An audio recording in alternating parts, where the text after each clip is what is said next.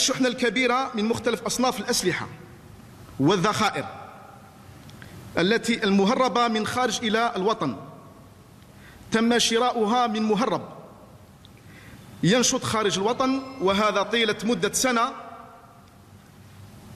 إذ كان بالتنسيق والتخطيط مع جماعة إرهابية ناشطة في الخارج وبرئاسة المدعوين فا والمدعو لام.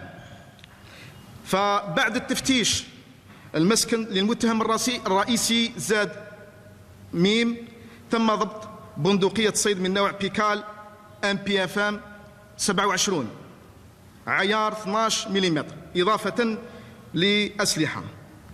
وعلى إثر ذلك تم توسيع التحريات من خلال إجراء التفتيش الإلكتروني، والذي هو منعرج التحقيق في قضية الحال، باعتبار أنه تم كشف اتصالات إلكترونية مع رؤساء التنظيمات الإرهابية والمصنفة تنظيمات إرهابية بموجب القوانين واللوائح السارية المفعول. فالتفتيش الإلكتروني ثبت على وجود اتصالات، وهذا باعتراف المتهم الرئيسي المتهم المدعو زاد ميم القادم من مارسيليا،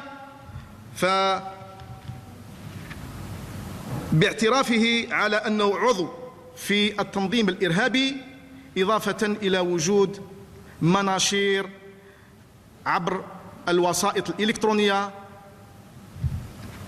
أي مواقع التواصل الاجتماعي.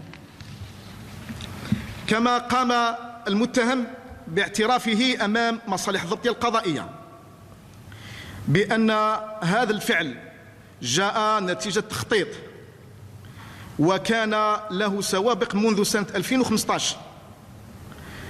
كما أن المتهم الرئيسي الذي تم ضبطه بالأسلحة المهربة من الخارج على أنه تلقى أوامر من رئيس التنظيم الإرهابي المدعو تحت تسمية الماك من قبل أعضاء تابعين له، ويتعلق الأمر بالمدعوين واو جيم وألف قاف معذرة. كما أن هذا الفعل كان بتمويل مالي من رؤساء التنظيمات الإرهابية في الخارج، وهذا بغية إحداث أو ارتكاب أعمال إرهابية داخل الوطن.